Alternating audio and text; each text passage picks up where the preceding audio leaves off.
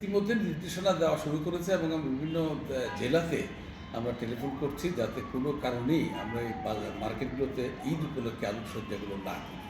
একটা যে সত্য যে সেটা হচ্ছে যে মিতব্যয়ী যে যত ব্যবসায়ী যত বেশি মিতব্যয়ী সেই ব্যবসায়ী তত বেশি বিত্তবান থাকে।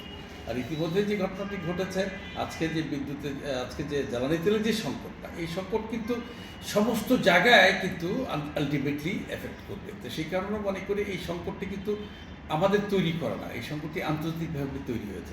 এই সংকটটি তৈরি হয়েছে আমেরিকা, ইসরায়েল এবং ইরানের যুদ্ধের কারণে। অথবা আমরা মনে করি যে কোনো কারণেই হোক আমাদের সাশ্রয়ী হতে হবে এবং আগামীকালকে থেকে আমরা সমস্ত মার্কেটে আমরা আলোকসজ্জাগুলো বন্ধ রাখবো, পাশাপাশি খুব অপ্রয়োজনীয় বাতি যেগুলো আছে সেগুলো আমরা বন্ধ রাখবো।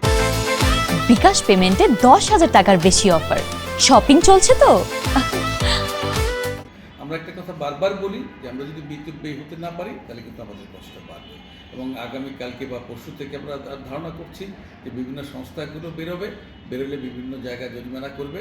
আমরা যাতে এই জরিমানা আমাদের যাতে জরিমানা দিতে না হয় এবং আমরা যাতে জরিমানার মধ্যে না পড়ি তার জন্য আমরা সবাইকে অনুরোধ করব যাতে করে কালকে থেকে আলোকসজ্জা বন্ধ করা প্লাস অপ্রয়োজনীয় বাতিগুলো বন্ধ রাখা। এতে করে আমাদের ব্যবসার কোনো ক্ষতি হবে না, বরং আমরা মিতব্যয়ী হবে এবং মিতব্যয়ী ব্যবসায়ীদের বারবার বলি আমরা যে ব্যবসায়ী যত বেশি মিতব্যয়ী সেই ব্যবসায়ী তত বেশি কিনতে পারবে। অসংখ্য ধন্যবাদ।